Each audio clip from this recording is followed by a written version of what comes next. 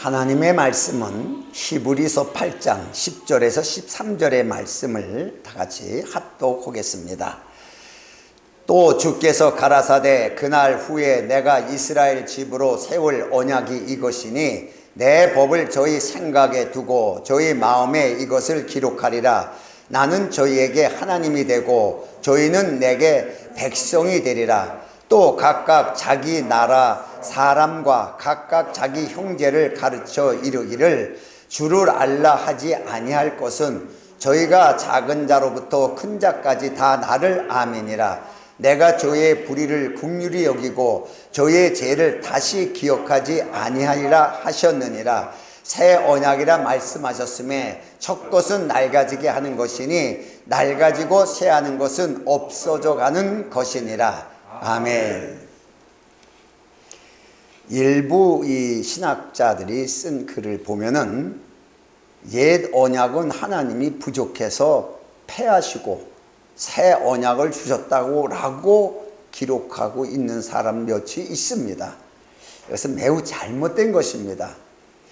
이 성경을 보면은 옛 언약은 새 언약과 아주 밀접한 관계를 가진 것이로 옛 언약은 육체에 대한 언약이고 새 언약은 마음에 대한 언약입니다. 그래서 보이는 법과 보이지 않는 법에 대한 이 관계를 가지고 있는데 우리는 옛 언약이나 새 언약이나 어떤 계명을 지켜야 되느냐라고 물었을 때 우리는 새 계명을 지켜야 된다라고 생각을 하고 있습니다. 그러나 옛 계명도 우리가 지킬 수 없는 법이고 새 계명도 우리가 지킬 수 있는 법이 아니라는 것입니다. 이 사실을 알아야 우리가 율법이 뭔지 은혜가 뭔지를 깨달을 수가 있는데 말로만 은혜라 그러면서 어떤 법을 지켜야 결과를 얻을 수 있는 것처럼 말한다면 우리의 믿음은 다 무용지물이 되고 있다는 사실을 우리가 다시 한번 각인해야 됩니다. 자, 그렇다면은 이 신앙의 가장 분기점으로 한번 보면은 우리는 옛 계명에 의해서 전부 죄인이 됐습니다. 다시 말해서 율법이라는 게 없으면 죄가 없는데 그 율법이라는 계명 때문에 우리는 전부 어느 날 갑자기 죄인이 되어버렸습니다. 그리고 은혜로 구원을 받았다고 우리는 또 이렇게 말을 하게 됩니다.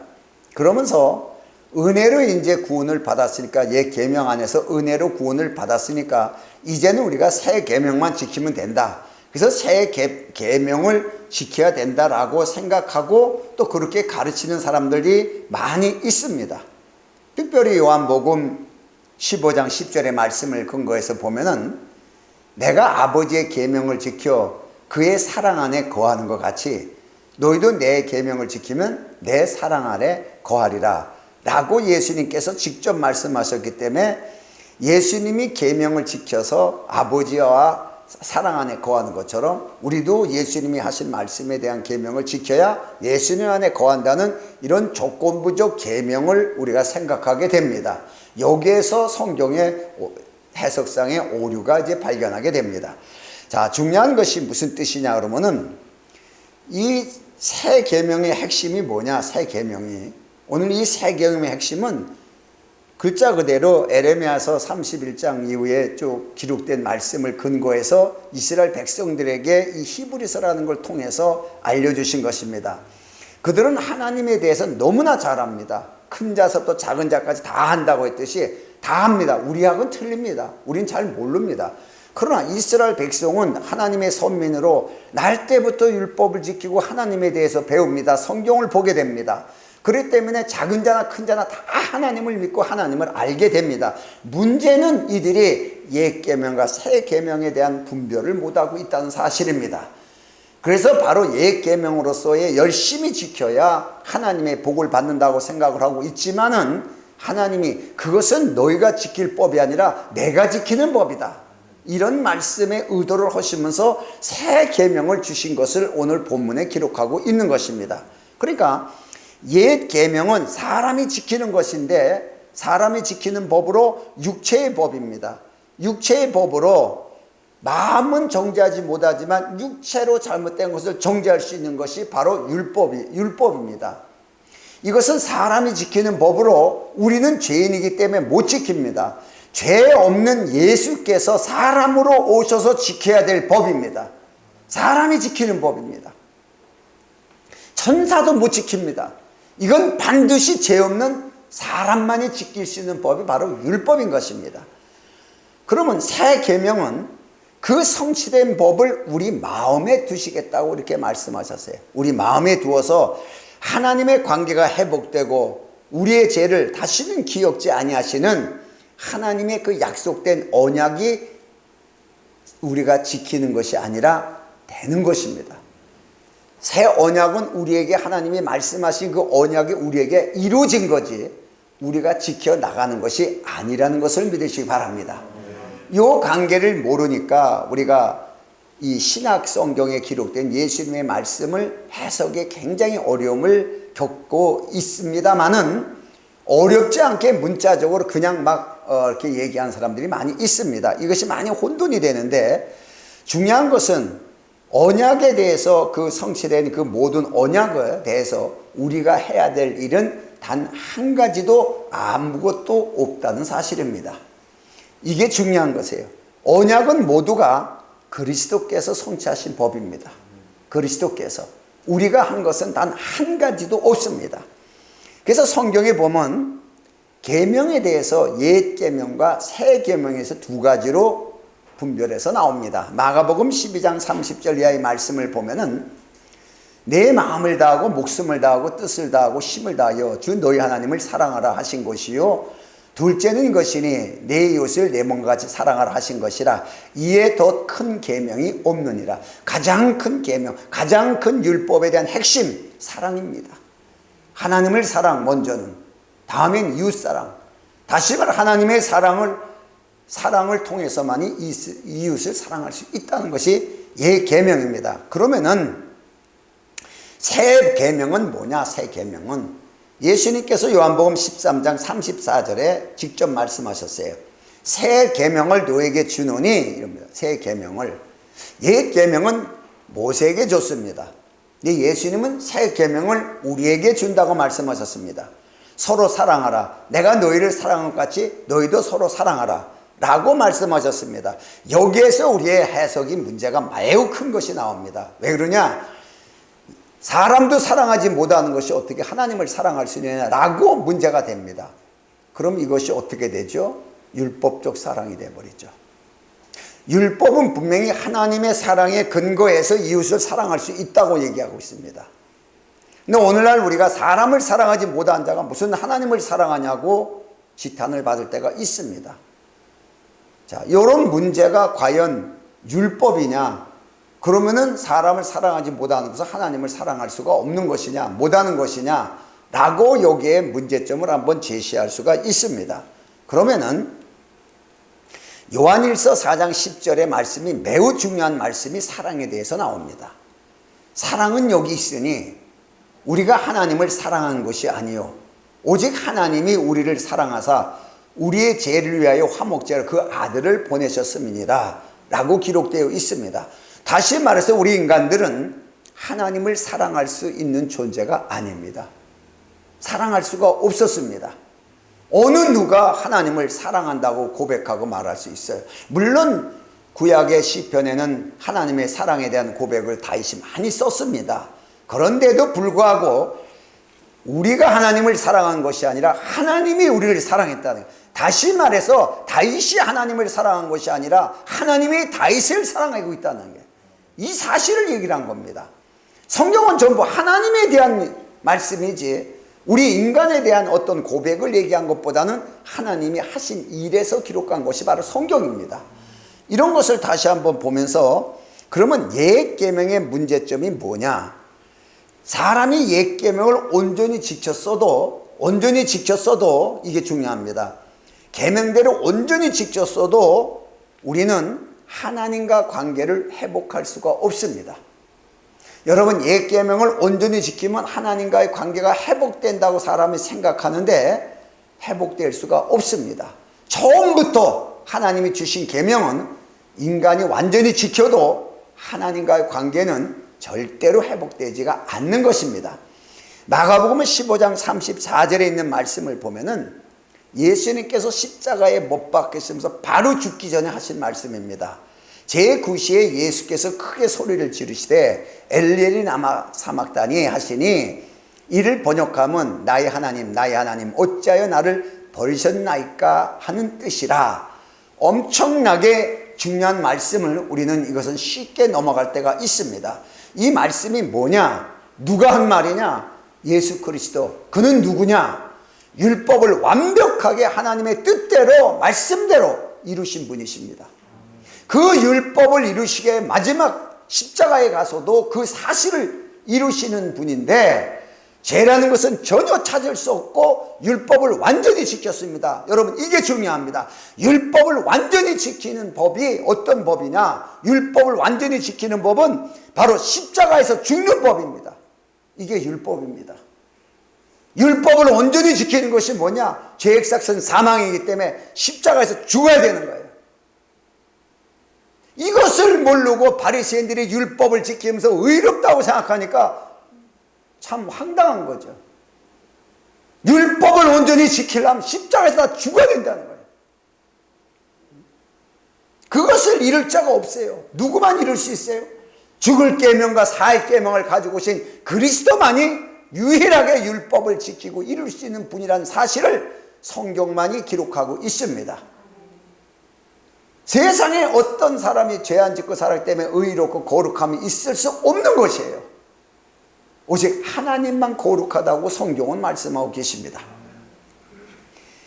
자, 이것을 몰랐어요. 이스라엘 백성들도. 율법을 온전히 지키면 결국은 죽음인데 이걸 몰랐던 것입니다. 법을 잘 지키는 사람일수록 교회에서도 법을 얘기를 합니다. 법을 잘 지키는 사람일수록 사람의 의의가 드러납니다. 못 지켜야 은혜가 필요한 겁니다. 나는 법을 자꾸 어겨. 나는 자꾸 죄를 져.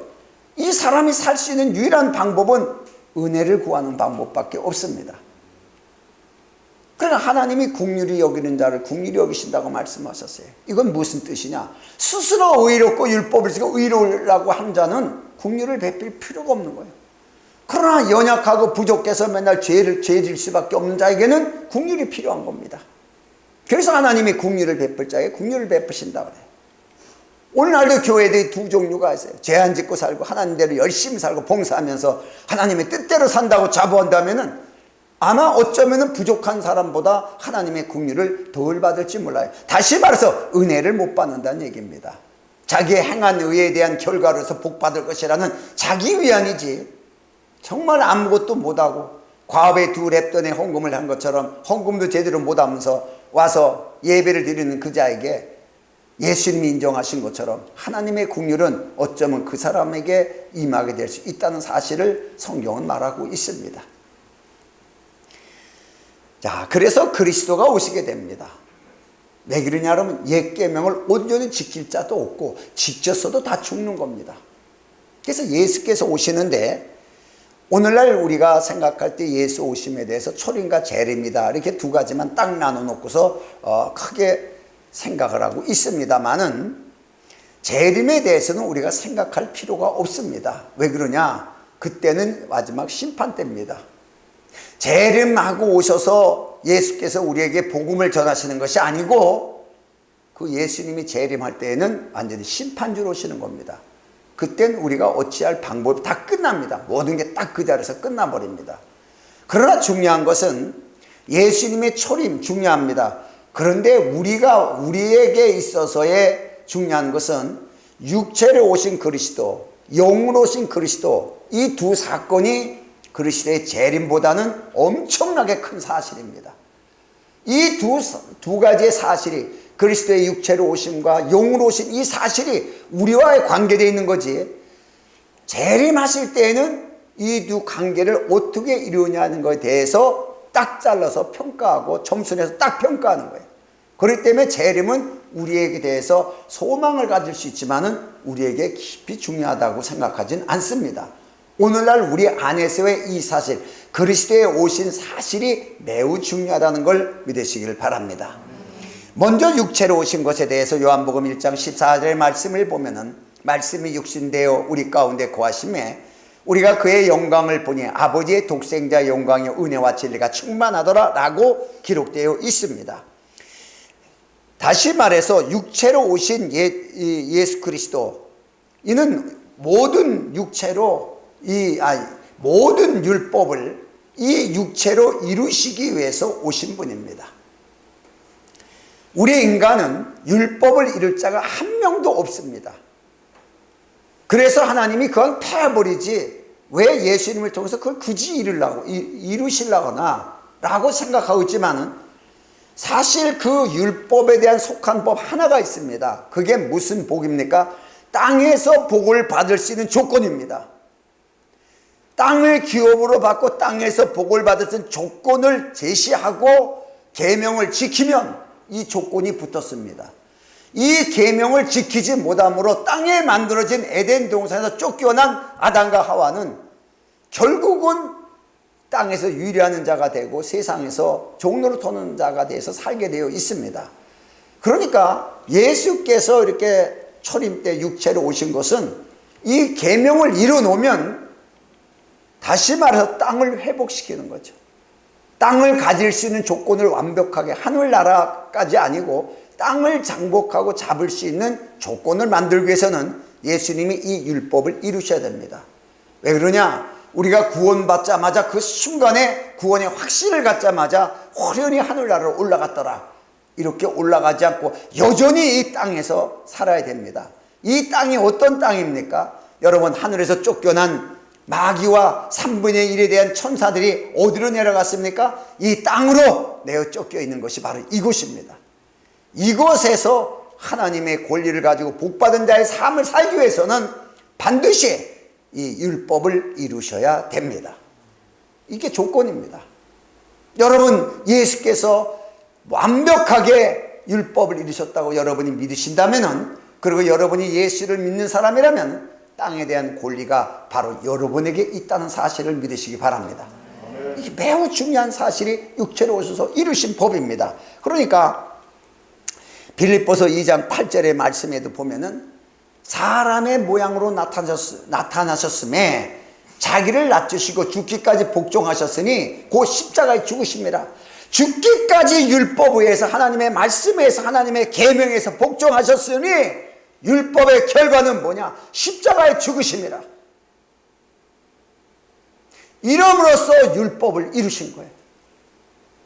이름으로써 옛 언약에 대한 하나님의 복에 대한 것을 살려놓고, 복은 살려놓고 죄에 대한 심판을 이뤄놓으신 겁니다. 그분이 대신 십자가에 죽으심으로. 그러니까 창세기 1장 28절에 말씀하신 대로 땅을 정복하고 지배하고 땅에 충만하라는 말이, 이 말씀을 우리에게 그대로 남자와 여자에게 복을 주어서 이걸 이루게 하시기 위해서는 예수님이 율법을 이루셔야 돼요. 이 약속된 말씀, 남자와 여자, 그리스도와 여자, 이것이 에베소의 그리스도와 교회로 말씀하고 계십니다. 여러분, 교회는 땅의 소산을 거두릴 수 있는 권리도 있다는 걸 믿으시기 바랍니다. 그냥 예수 믿고 죽어서 천국 가기 위해서 모여서 봉사 충성하는 것이 아니라 반드시 땅에 대한 그 권리를 다시 회복하여 하나님의 영광 속에 이루기 위해서 그리스도가 이미 이루신 사실입니다.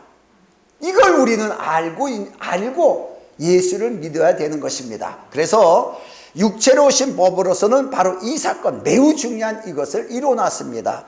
두 번째로 로마서 8장 9절의 말씀을 보면은 영으로 오신 그리스도에 대해서 말씀을 하고 계십니다. 만일 너희 속에 하나님의 영이 거하시면 너희가 육신에 있지 아니하고 영에 있나니, 누구든지 그리스도의 영이 없으면 그리스도의 사람이 아니라.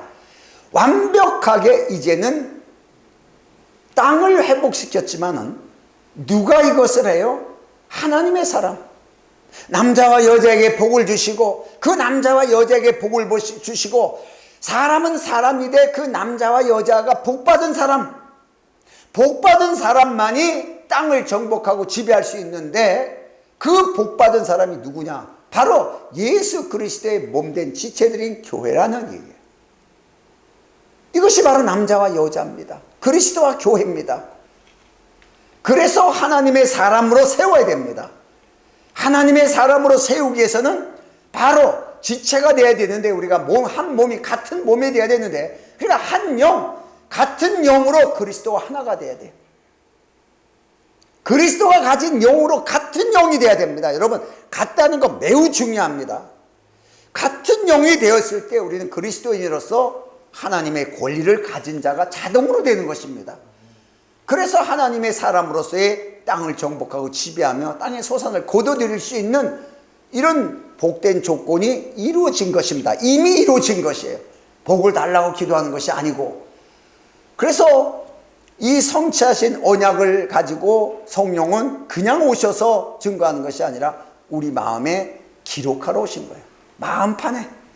다시 말해서 모든 성취하신 언약의 실제를 증거로 가지고 계신 분이 성령입니다. 모든 실제를.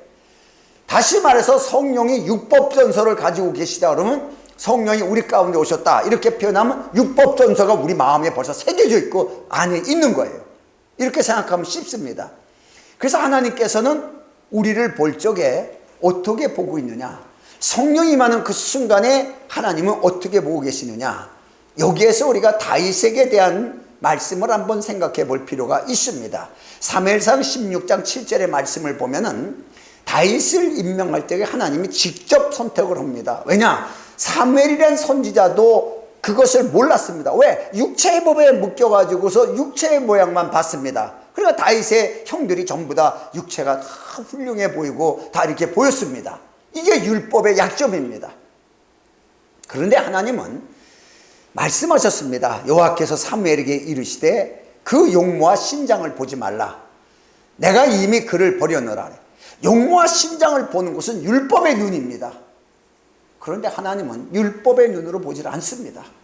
이미 그를 버려놓으라. 나의 보는 것은 사람과 같지 아니하니 사람은 외모를 보거니와 나 여호와는 중심을 보느니라. 이렇게 말씀하고 계십니다. 자, 그러면은 성령이 우리 마음에 오셨습니다. 우리 중심 안에 오셨습니다. 하나님은 뭘 보십니까? 성령이 가지고 계신 하나님의 언약, 그리스도의 언약, 그리스도의 사실, 이거를 보고 계시는 겁니다. 이것을. 그러니까 다윗의 중심의 상징은 바로 그리스도였습니다. 오늘 그리스도인들의 중심에는 언약의 실제이신 그리스도가 계시기 때문에, 그래서 그리스도의 영입니다. 그리스도가 뭐냐? 그리스도의 영. 하나님은 그 중심을 봅니다. 우리 중심 안에 있는 그리스도의 영을 보고 하나님의 약속된 축복을 명하고 있다는 걸 믿으시기 바랍니다. 그래서 죄를 기억하지 않는 거예요. 왜냐? 십자가에서 다 이뤘기 때문에. 온 율법을 이루시고 복의 근원이 되셔서 우리 가운데 오신 그리스도를 보면 하나님은 우리를 축복할 수밖에 없는 조건이 이루어집니다. 그래서 바로 예수 믿는 사람은 무조건 축복을 받게 되어 있습니다. 그러면 하나님이 세운 언약, 여기서 이제 중요한 말씀이 언약과의 관계가 있는데, 언약은 하나님이 주시는 선물입니다. 그런데 우리는 그동안 언약을 우리가 지켜야 복을 받는다고 생각을 했습니다. 그런데 언약은 하나님이 주신 선물입니다. 만약에 언약을 우리가 이루는 것이라면 문제가 되죠. 우리의 행위에 의해서 복을 받는 것이 됩니다. 은혜의 복이 아닙니다. 이런 문제가 있습니다. 그래서 성경에도 에스겔서 12장 25절의 말씀을 보면은 나 여호와라 내가 말하리니 내가 하는 말은 다시는 더디지 아니하고 응하리라. 패역한 족속들아 내가 너희 생전에 말하고 이루리라. 나 주 여호와의 말이나 하셨다라. 내가 너희 생전에 내가 한 말을 내가 이루겠다는 거예요. 이스라엘 백성에게 하신 그 말씀을 너희가 이루는 게 아니라 내가 이루겠다는 거예요. 이게 언약입니다. 하나님이 말씀하시고 하나님이 이루시겠다는 것이에요. 그러니까 이 말씀에 근본된 믿음을 통해서 우리가 볼 수 있을 때 바로 하나님이 그 예수 그리스도를 통해서 언약을 성취하시고 나서 우리에게 그 언약의 실제가 되기 위해서 그리스도의 영으로 우리 가운데 오셨습니다. 이 사실에 대해서 로마서 5장 17절의 말씀을 보면은 한 사람의 범죄로 인하여 사망의 그 사람으로 말미암아 왕노릇하였은즉 더욱 은혜와 의의 선물이 넘치게 받은 자들이, 은혜와 의의 선물입니다. 넘치게 받은 자들이 한 분 예수 그리스도로 말미암아 생명 안에서의 왕노릇하시로다. 다시 말해서 은혜와 의의 선물이 뭡니까? 바로 그리스도의 영입니다. 성령입니다. 그 생명의 영이요, 그것이 하나님의 은혜로 값없이 선물로 여러분 하나님의 언약은 이루시고 그 이루어진 언약을 우리에게 선물로 주신 걸 믿으시기 바랍니다. 매우 중요한 것이 뭔가 타 종교에는 언약이 없습니다. 세상 종교는 이루는 언약이 없기 때문에 인간의 노력을 향해서 열심을 다하여 복을 구하고 그래 정성을 다하여 신을 감동시켜야 복을 받을 수 있다고 가르치는 것이 세상 종교입니다. 그러나 그리스도교회는 하나님의 언약이 있습니다. 이 언약을 사람이 성취해서 지켜야 복을 받는 것이 아니라 하나님이 이 사실을 이루시고 그 언약의 모든 이런 사실을 우리 안에 새겨 놓았습니다. 언약이 우리 안에 있습니다. 하나님은 이루어진 언약을 봅니다. 여러분 안에 있는 언약을 볼 때 하나님은 이미 언약이 성취된 사실을 보고 있습니다. 그래서 죄를 기억하지 않는 것입니다. 매우 중요한 사실을 우리가 놓치고 있을 때가 많이 있습니다. 그러니까 성경에도 요한복음 14장 26절의 말씀에도 성령에 대해서 말씀하시는 거예요.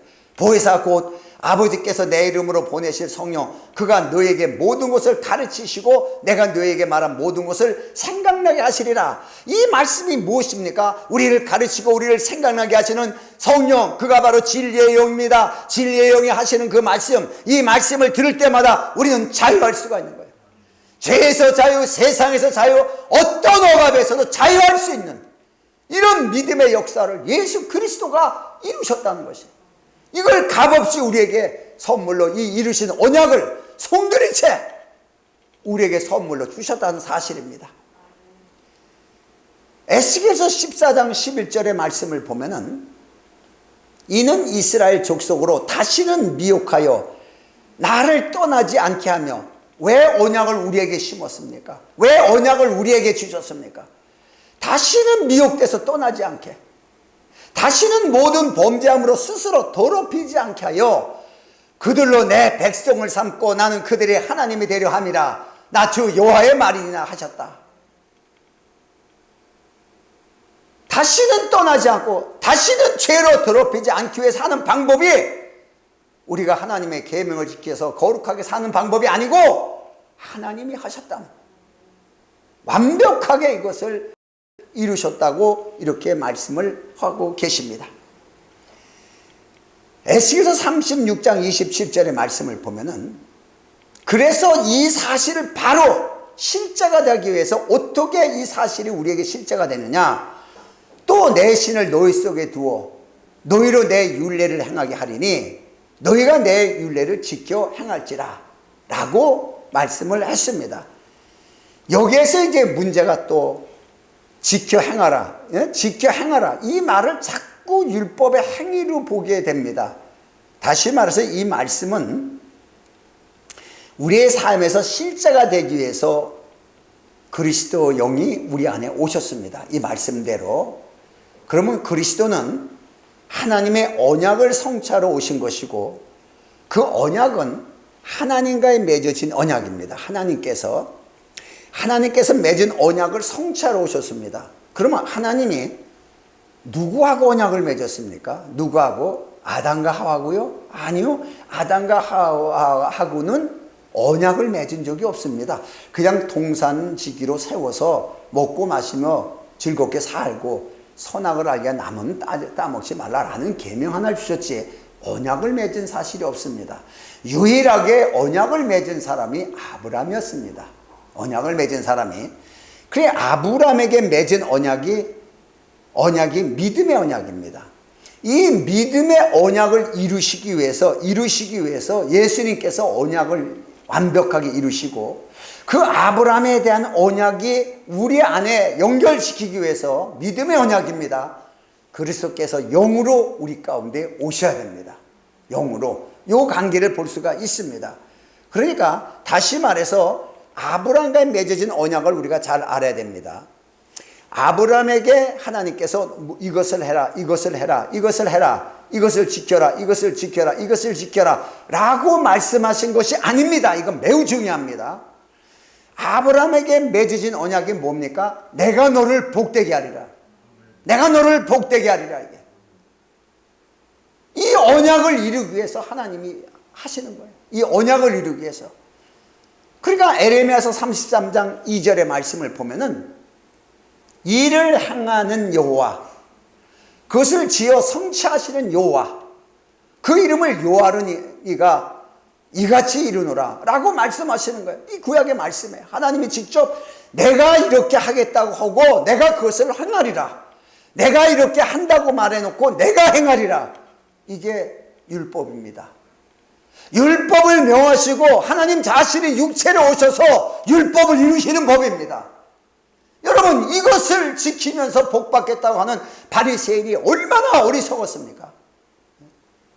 오늘 우리도 교회라는 것을 통해서 뭔가 여러분이 법을 지켜서 복을 받겠다고 한다면은 여러분은 믿음의 복에서 이미 벗어난 것입니다. 아니야, 예수를 믿긴 믿습니다. 믿지만은 이것 좀 주시옵소서, 저거 주시옵소서 라고 말한다면 믿음의 실상을 못 본 것이고 언약의 사실을 모르는 것입니다. 여러분, 우리가 알 것은 예수 그리스도요. 그 예수 그리스도가 두 언약을, 옛 언약이나 새 언약, 두 언약을 완벽하게 성취하신 언약 자체라는 것을 우리가 알아야 됩니다.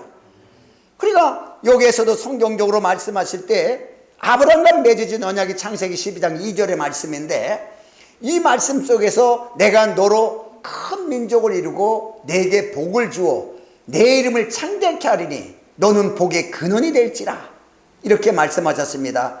여기에서 해석을 바로 들어갑니다. 우리는 이 말씀 그대로 믿습니다. 물론 틀린 말은 아닙니다. 아브라함이 맺은 언약은 아브라함을 복의 근원이 되게 세우겠다. 그래서 아브라함이 복의 근원을 되기 위해서 아브라함이 복을 많이 받아야 된다. 그래서 아브라함이 많이 복받은 자다, 아브라함이 하나님의 축복을 받은 자다 라고 배운 것이 여지까지 우리의 현실이었습니다. 아브라함이 복받은 자다, 아브라함은 축복받은 자다 라고 생각을 했습니다. 뭐 그지 틀렸다는 뜻은 아니지만 언어적으로는 문제가 있습니다. 왜 그러냐? 이 아브라함을 복의 근원 되겠다고 하신 것은 아브라함이 복을 하나님의 많이 받은 자가 아니라 아브라함 너 자신을 복의 자체로 세우겠다는 거예요. 아브라함 자체가 복이라는 얘기예요. 아브라함 자체가 복으로 세우겠다는 거예요. 이걸 이스라엘 백성들이 너무 잘 압니다. 왜냐? 그들이 성경 볼 때 아브라함이 복의 근원이라는 건 누구나 다 믿습니다. 우리가 믿는 거하고는 틀립니다. 우리는 아브라함이 복 받았으니까 우리도 아브라함처럼 복 받아야 되겠다라고 생각하는데, 이스라엘 백성의 신앙은 그렇지 않습니다. 아브라함을 복의 근원 되게 했다는 것은 아브라함을 복 자체가 되게 했다는 사실을 이들은 벌써 알았습니다. 그러니까 아브라함의 후손은 자동으로 복을 받은 민족입니다. 이게 다릅니다. 우리 해석하고. 그러나 그들은 특별히 다른 복을 구하려고 하는 것이 없습니다. 나라 회복이지. 우리는 그냥 생활 가운데서 뭘 어쩌고 저쩌고 이걸 많이 구하려고 하지만 이스라엘 백성들은 그렇지 않습니다. 왜? 복 받은 자니까. 복 받은 자예요. 왜냐? 아브라함의 후손이기 때문에 우리는 하나님의 선민으로 복 받은 자라고 이렇게 시인합니다. 여러분, 예수 믿으면서 복 받은 자라고 여러분이 시인하는 사람이 몇 명이나 있습니까? 복 받기 위해서 어떻게 해야 된다는 걸 가르치지. 이 아브라함은 예수님의 모습입니다. 그러니까 성경에도 말씀하실 때 보면은 그 아브라함을 복 자체가 되게 하시겠다고 약속을 하신 것인데, 그 아브라함의 복 자체가 되게 하시기 위해서는 조건이 딱 하나가 있습니다. 이것이 창세기 22장 18절의 말씀인데, 또 내 씨로 말미암아 천하 만민이 복을 얻으리라. 이는 내가 나의 말을 준행하였음이라 하셨다 하니라 라고 하나님께서 아브라함에게 복의 근원이 되게 해서 만민이 복을 받게 할 것인데, 그 문제는 네가 근원으로서 복을 받게 할 수 있는 그 원인은 바로 내가 주는 씨로 말미암아, 내가 너에게 주는 씨로 말미암아 천하 만민이 복을 받을 수 있는 복의 근원 자체가 네가 될 것이다 라고 하나님이 이렇게 말씀하셨습니다. 그러니까 아브라함에게 하나님이 준 씨가 없으면은 아브라함은 복의 근원이라는 명칭만 받았지 복 자체가 될 수가 없습니다. 그런데 우리는 성경을 보니까 하나님의 약속대로 약속의 씨 이삭을 그에게 주셨습니다. 그 이삭을 모리아산에서 드림으로 말미암아 다시 대받아 내려오면서 죽음과 부활을 경험한 아브라함의 역사가 바로 예수 그리스도를 믿는 자가 그리스도의 죽으심과 부활에 연합된 그리스도인의 모습을 가리키고 있습니다. 이 말씀 그대로 갈라디아서 3장 9절의 말씀을 보면은 그러므로 믿음으로 말미암는 자는 믿음이는 아브라함과 함께 복을 받느니라. 자, 이 관계를 예수님께서 이루신 거예요. 이 언약을 이루신 겁니다. 율법의 행위는 그 후에 모세를 통해서 시내산에서 준 율법에서만 근거됐습니다. 그러나 그 전에 하나님의 은혜로 정말 복을 누릴 수 있는 이 법이 먼저였다는 사실을 우리가 볼 때 항상 예수 그리스도가 누구냐? 예수 믿으면 복 받는다. 물론 맞아요. 왜냐? 왜 그러느냐? 예수 그리스도가 복 자체이기 때문에. 그렇다면은 문제가 있습니다. 예수 그리스도가 복 자체입니다. 아브라함이 복 자체입니다. 그래서 이스라엘 백성은 아브라함의 후손만 돼도 복받은 민족이라고 자부하며 살아왔습니다. 그런데 오늘날 예수가 내 안에 있다고 하면서도 복받은 자신이 복받은 자라고 생각을 못한 사람들이 너무나 많이 있습니다. 그건 바로 예수님을 잘 모르고 있었던 거예요. 아브라함을 복 자체로 세우신 것처럼 예수 그리스도를 복 자체로 세우셨습니다. 그러니까 누구든지 예수만 믿기만 해도 구원을 얻는 것이에요. 구원을 얻다는 것은 무슨 말씀입니까? 새 언약 안에 이루어진 성실한 언약으로 죄를 기억하지 않는다는 거예요. 예수를 믿기만 해도 하나님은 죄를 기억하지 않아요. 예수를 믿기만 해도 하나님은 복을 줄 수가 있어요. 이 관계가 그리스도로 말미암아 이루어진 복의 근원이시기 때문에, 복 자체이시기 때문에, 결론적으로 아브라함을 복 자체가 되게 하여 아브라함의 후손들이 자동적으로 복을 받게 하시는 하나님의 역사를 성경에 기록한 것처럼 그리스도는 복의 근원으로 그리스도를 믿는 자들은 이미 다 복을 받은 사람입니다. 약속된 가나안 땅을 약속한 권리를 가진 사람입니다. 그러나 우리는 그 아브라함이 약속된 가나안 땅만을 약속받았지만 내가 믿는 예수 그리스도는 땅의 권세, 하늘의 권세를 가지신 분이에요. 땅에 대한 약속, 하늘에 대한 약속 두 가지를 다 받는 것이에요. 이것이 바로 구약의 아브라함의 관계와 신약의 그리스도의 관계는 매우 큰 차이가 있습니다. 그래서 당연히 우리가 예수 그리스도를 믿음으로 말미암아 복을 받는 게 당연한 건데 예수 그리스도 그가 누구기 때문에 복을 받을 수 있느냐? 그리스도의 영이 무엇이기 때문에 하나님이 우리의 죄를 기억하지 않은 것이냐 라고 볼 때 예수 그리스도 그는 육체로 계실 때는 온 율법을 완벽하게 이루시게 육체로 오셨지만은 영으로 오셨을 때는 그 이루신 율법의 사실을 가지고 우리 가운데 오신 언약의 실제입니다. 예수 누구냐? 그분 언약이십니다. 언약을 이루러 온 것 같지만 그분은 우리에게 오신 그리스도는 언약 사실입니다. 그래서 예수를 믿고 예수가 우리 안에 있다. 내가 너희 안에 있는 것을 너희가 알지 못하냐 하는 말씀대로 예수가 내 안에 있다라고 한다면 하나님의 성취된 언약이 여러분 안에 있다는 사실입니다. 하나님은 이것을 보는 것입니다. 우리를 보는 것이 아니에요. 그리스도에 이루어진 하나님이 자신이 약속된 언약의 실상, 실제 이것을 우리에게 보고 우리 안에 있는 것을 보고 우리를 그대로 복되게 하시는 것이 하나님의 약속인 것을 믿으시길 바랍니다. 그래서 히브리서 11장 26절의 말씀을 보면은 그리스도를 위하여 받는 능력을 애굽의 모든 보화보다 더 큰 재물로 여겼으니 이는 상주심을 바라봅니다 라고 이 말씀은 모세에게 대한 말씀이었습니다. 모세가 그리스도의 능력을 받는 것이 애굽에서 능력을 받는 것이 그리스도를 위해 사는 것이 바로 그리스도에 대한 것, 세상에 있는 어떤 보화보다도 더 큰 보화라고, 더 큰 재물이라고, 이렇게 그리스도의 실상을 보았습니다. 그러면은 이 말씀 그대로 골로새서 2장 3절의 말씀을 보면은, 자, 그 안에는, 그리스도 안입니다, 지혜와 지식의 모든 보화가 감춰 있느니라. 어디에 있습니까? 그 안에, 그리스도 안에. 그리스도는 어디로 계십니까? 우리 안에. 모세는 이걸 봤습니다. 그 때문에 세상의 어떤 보화보다도 그리스도를 더 크게 생각한 것처럼 오늘날 하나님의 약속된 언약이 이루어진 믿음의 실체가 오늘 우리 안에 이루어졌습니다. 그래서 믿음이라는 게 뭐냐? 확실한 증거와 실상이 있는 것입니다. 이 실상, 믿음의 실제와 실상을 볼 수 있는 사람은 세상의 어떤 것보다도 가진 자의 위치에 설 수가 있습니다. 세상 것을 구하지 않습니다. 이 관계를 이루어나가고 있습니다. 그래서 예수를 믿으면서 사실 복을 구하는 것은 초보 신앙일 때 가능한 것입니다. 그러나 어느 정도의 신앙이 일어나면 내가 이미 복 받은 사실을 깨닫게 되는 것입니다. 아, 정말 내가 복 받은 자고, 내가 권리 있는 자고, 내게 권세를 주셨구나. 내가 이렇게 가지고서 왜 내가 쓸데없이 세상의 종로로 터지? 왜 쓸데없이 저 일에 지배를 받지? 왜 이 일에 치우치지? 이렇게 우리 마음을 빨리 회개하게 됩니다.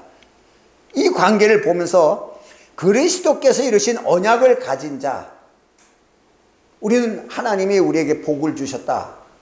사실 이 복이 언약입니다. 모든 이루어놓은 언약, 하나도 부족함이 없이 하나님의 복을 받을 수 있는 완벽한 율법의 언약, 그것을 우리 마음판에 딱 새기고 하나님은 우리에게 복받은 자라는 사실을 인정합니다. 그래서 하나님의 나라, 땅의 권세, 다시 말해 하늘을 가질 수 있는 권세, 땅을 가질 수 있는 권세, 이게 바로 교회에게 이루어진 하나님의 축복인 걸 믿으시기 바랍니다. 받으려고 노력하는 것이 아니라 이미 주어졌어요. 그 사실을 성령으로 우리 마음에 인쳐서 그 사실을 우리에게 깨닫게 하시고 알게 하셨다는 사실을 오늘 성경에 기록하고 있습니다. 언제나 무슨 일이 부딪히든 여러분 자신이 권리 있는 자라는 것을 믿으시기 바랍니다. 여러분, 애굽의 왕이 자기를 죽일까 봐 겁이 나가지고 도망쳤습니다. 모세가.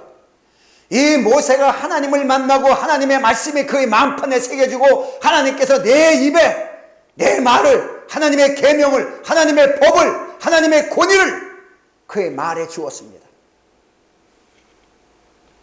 바로왕이 무서워서 도망친 이 모세는 다시 바로왕에게 도전하고 들어갑니다. 당당하게 그 바로왕 앞에서 하나님의 말씀을 증거하고 있습니다. 하나님은 그대로 모세가 한 말 그대로 모세에게 권위를 주어서 바로를 장악하게 만듭니다. 여러분, 세상 속에 패배했습니까? 여러분, 하나님의 말씀을 통하여, 하나님의 언약을 통하여 도전하시기 바랍니다. 다시 가서 무릎 꿇게 하라는 것이에요. 피하게 하지 않습니다. 우리는 피하는 존재가 아닙니다. 뚫고 나가는 존재. 성령의 말씀, 너희가 권능을 받고 파워풀하고 쳐 부셔서 때려 부셔버리는, 길을 만드는 하나님의 척경을 예비하는 이런 믿음의 사람으로 이미 세워졌다는 사실을 알고 항상 하나님의 사실을 통하여 세상을 감당하는, 그래서 하나님의 영광 속에 이르는 저와 여러분이 되시기를 예수 이름으로 축원합니다. 기도합니다. 오늘도 이 말씀에 근거해서 우리가 그냥 항상 무엇을 해야 뭔가 복을 받을 수 있을 것이라고 생각하는 개념을 벗어버리고 예수 그리스도를 믿음으로 말미암아 이미 언약된 성취된 언약이 우리 마음판에 새겨져서 하나님의 자녀가 되는 권세를 주시고 그 권세는 하나님의 나라, 땅의 나라를 가질 수 있는 권리가 이미 우리에게 이루어졌다는 사실입니다. 이런 믿음의 사실을 가지고 당당하게 일어나갈 수 있도록 역사해달라고 다 같이 통성으로 기도합니다.